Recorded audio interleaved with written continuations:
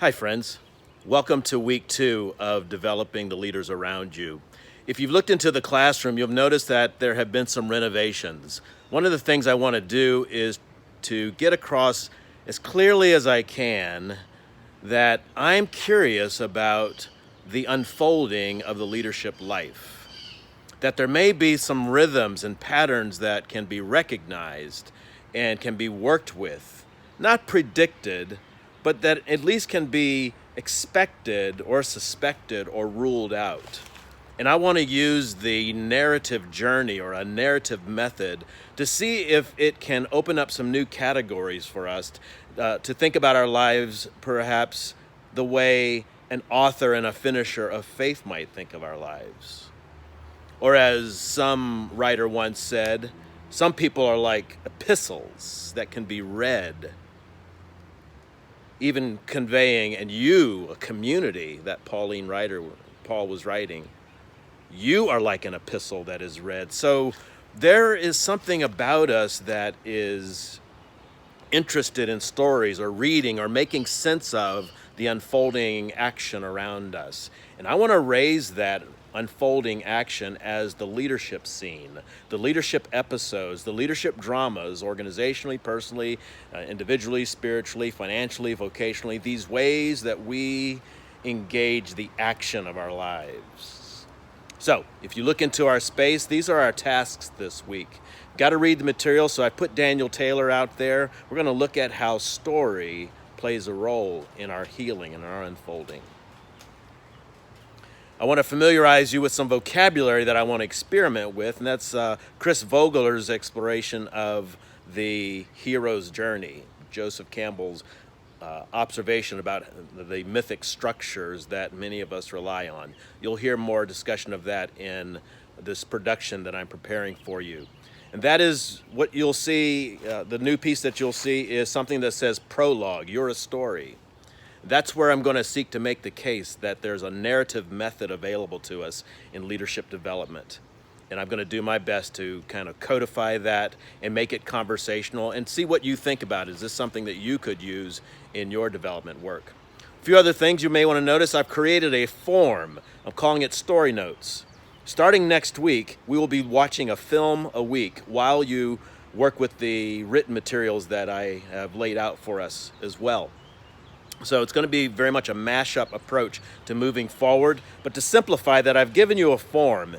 And on the form, there are 5 categories. Now, I'm aware that Campbell and Vogler will talk about 12 different stages.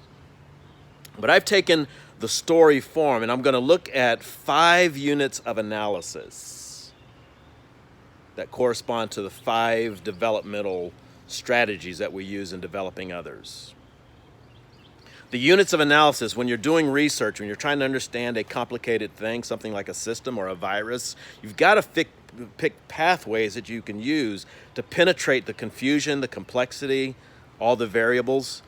And the units of analysis that I'm choosing for our work are, bear with me as I look at my notes, the call to action.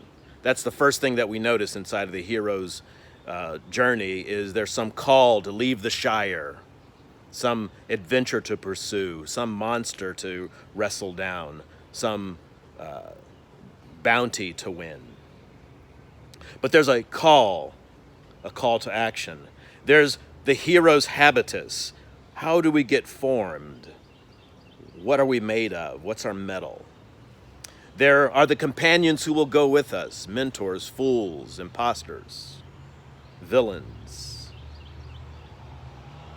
There's the unfolding plot. We're going to look at how the plot lines work out inside of our thinking and in our workplaces. What if a finance meeting was a mere episode of a whole season series that you were developing, if you think of it dramatically like that? And then lastly, we want to look at the epic finish. Now, I've chosen those units of analysis because they allow me to use the dramatic method to also talk about the 5 dimensions of our leadership development strategies. The leader from above you, someone calling to you, something calling to you beyond you to be more than you are, to cease having a small heart and an open one.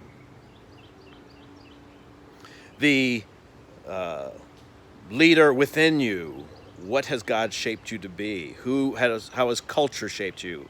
What are your natural personality elements? We're going to look into some of this. The leader beside you, that's the big audacious step where we go social. And what we believe and think about leadership as we are formed and what we are called to now moves out into the social world, and you begin to participate with those companions who move through the journey with you. Then the among you, this is where the action happens. That's at the family level. It's at the workplace. It's out in the community. It's these causes that move us. These are where the big dramatic parts of our stories unfold. The among you, and how you relate from a leadership development out there in the thick of it makes all the difference in the world. What's inside you must matter to the world. We've got to have methodologies that are able to extrude it out of ourselves and into the lives of others, into systems, so that the life that you're seeking, the values you're seeking to bring about to influence and better the lives of folks around you are actually accessible. And then lastly, the leaders beyond you. It's the epic finish. Your life matters not only for your life, but for the few around you, your family, your friends, your community, your congregation. The current moment that we're in culturally, the nations next door and the plight of others. The beyond you. If your leadership development only works for you to develop a strong piety that's vertical that gets you to heaven, well, great. I hope it all goes well. But there's a horizontal aspect to this. When the Lord prayed the real Lord's Prayer in John 17, he had others on his mind. Father, I don't pray only for them, but I pray for those who believe through them. He had others on his mind that were beyond the first audience he was working for. There was a beyondness to what he cared about, even in his last moments. How about you?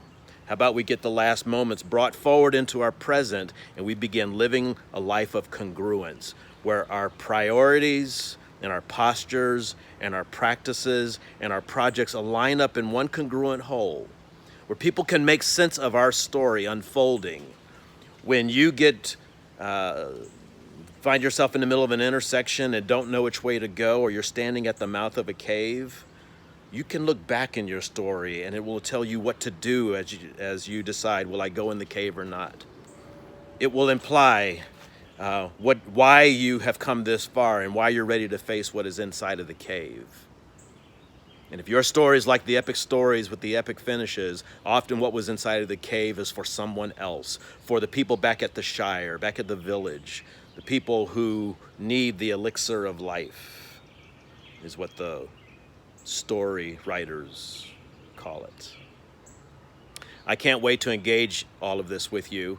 You need to know that I'm not dogmatic about what I'm talking about here. These are observations. As a communication scholar who has been teaching leadership for these last 30 years, this has become my new delightful thought. And I want to come invite you in to come play with me around this. I don't feel dogmatic, but I wonder if there's any insight or light that may be shed on our leadership and our loving and our living by looking at things these ways. I don't think God is jealous against this method. In fact, we may find, indeed, there is an author and finisher of faith in our story.